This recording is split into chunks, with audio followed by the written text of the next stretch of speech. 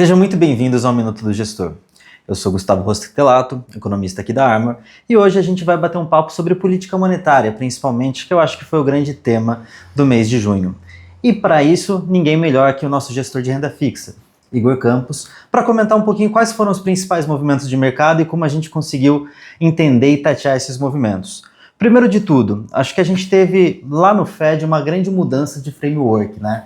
A gente teve o Warsh assumindo a cadeira de presidente do Fed e ele vem com uma postura muito diferente da do Powell e até mesmo muito diferente dos antecessores do próprio Powell, né? Que é uma postura sem guidance. Como que você avalia esse cenário, Igor? Perfeito. Bom, realmente foi uma grande surpresa essa nova função de reação por parte do Banco Central americano. Acho que vai deixar o mercado à frente um pouquinho mais volátil, né? Com certeza a função de reação agora dos preços do mercado vão ficar mais voláteis a cada dado que sair, dado que a gente não tem nenhum guidance sobre qual vai ser a decisão da próxima reunião da política monetária. Claramente, a gente, dado o nível de atividade, de inflação, para as próximas reuniões, a discussão vai ser entre ficar parado ou subir juros. Ninguém aqui acha que tem possibilidade de ter corte nessas próximas reuniões, porém todas as reuniões estão vivas. Então a probabilidade de ter uma alta de juros em julho, se a gente tiver uma leva de dados entre reuniões de Fed negativas, do lado de uma atividade mais forte, com uma inflação mais alta, vai ganhando probabilidade de acontecer. Então o Warsh, pelo fato de não dar esse forward guidance, ele deixou todas as reuniões vivas e realmente até o mercado conseguir entender e administrar como ele vai surfar, esse novo paradigma do Banco Central americano de a gente não ter um guidance à frente. E além de não ter o guidance do Banco Central, a gente também não tem nenhuma sinalização, aquele excesso de comunicação intermeeting também a gente vai perder, então a gente não vai conseguir ouvir dos outros membros do Fed sobre o que cada um está pensando. Então realmente eu acho que é um modelo de atuação novo e o mercado vai ter que se adaptar a isso. A forma que eu vejo que vai ser esse processo de adaptação vai ser com mais volatilidade conforme os dados forem sendo divulgados.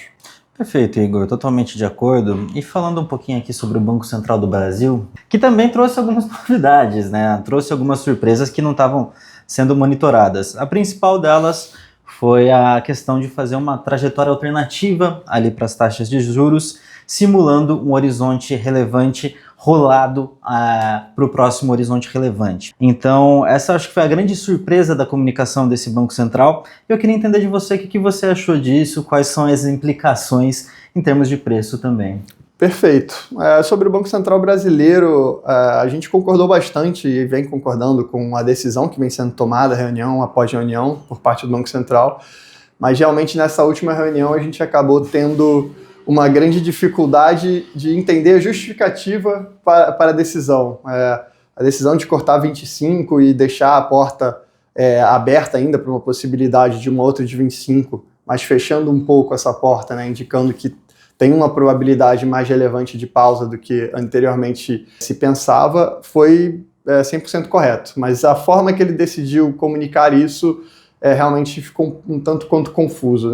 O Banco Central, ao rolar dentro de uma reunião, o horizonte relevante, já mirando o horizonte relevante da reunião seguinte, realmente para o Brasil, que tem um histórico ainda a se conquistar de credibilidade, por parte do Banco Central. A gente só agora começa a atuar com o Banco Central independente, então realmente a gente está num processo de adquirir credibilidade. Então quando você tem essa confusão em relação à comunicação do Banco Central, levanta bastante dúvida em relação de qual é o intuito do Banco Central com isso à frente. Então, realmente, deixa também um cenário ali um pouco mais preocupante em relação a qual vai ser essa função de reação. Eu acho que ao longo do tempo vai se perceber que, de fato, é um Banco Central que vai tomar as decisões corretas, mas por essa comunicação confusa, acho que também vai agregar um pouquinho de volatilidade. Agora, o grande risco que a gente pode ter nessas próximas reuniões é que, de fato, essas dúvidas que essa comunicação levantou, elas não serem só dúvidas, realmente serem realidade, o Banco Central ter mudado, de fato, o seu modo de operação, e aí realmente acho que isso vai gerar bastante ruído à frente. Uma forma que a gente já começa a enxergar esses ruídos são as expectativas de longo prazo por parte do Focus, que já começam a andar, elas já vinham andando, Eu acho que com esse evento elas acabam ganhando talvez um pouquinho mais de vida. Então, se o Banco Central não tomar cuidado e na próxima reunião tomar uma decisão também de forma meio dúbia em relação à sua comunicação, a gente corre sérios riscos de ter que interromper esse ciclo de pausa e eventualmente entrar numa discussão de alta de juros, né, pela perda das expectativas longas. Acho que não é nosso cenário base. Eu acho que a questão de interromper o ciclo de pausa, né, a gente até acha mais indicado o Banco Central já interromper o ciclo de pausa nessa reunião, em 14h25, mas pela comunicação dele e até pela melhora do que a gente teve ali de cenário em relação à questão da guerra, com o petróleo recuando de maneira significativa, e também dado o nível que a gente atua hoje de política monetária, se o Banco Central também resolver cortar 25 basis points, também não é o final do mundo, mas acho muito importante que se ele resolva cortar nessa próxima reunião, que até o cenário base, que seja um corte interrompendo esse ciclo de calibragem, e que ele espere aí, ao longo do tempo ganhar mais evidências de que o nível atual da política monetária está suficientemente restritiva, dado os efeitos secundários que a gente ainda tem para ver do choque da guerra dos Estados Unidos com o Irã e também do possível choque que nós temos já aguardando, né, que as pessoas realmente já colocam em suas projeções, que é o choque do El Niño, que a gente vai conseguir observar melhor ali ao longo do terceiro, quarto trimestre desse ano. Então, nossa perspectiva é que o Banco Central ainda corte apesar de nós acharmos que o ideal já seria ele interromper, mas depois de cortar essa, acho que o cenário base é ele interromper esse ciclo de calibragem e esperar mais tempo para ganhar mais informação, para saber qual vai ser o próximo passo à frente, né? O próximo passo à frente a gente acredita que é um nível suficientemente restritivo, então eventualmente vai ser de queda, mas quando que ele vai retomar esse ciclo de calibragem, a gente vai ter que esperar um tempo para ver.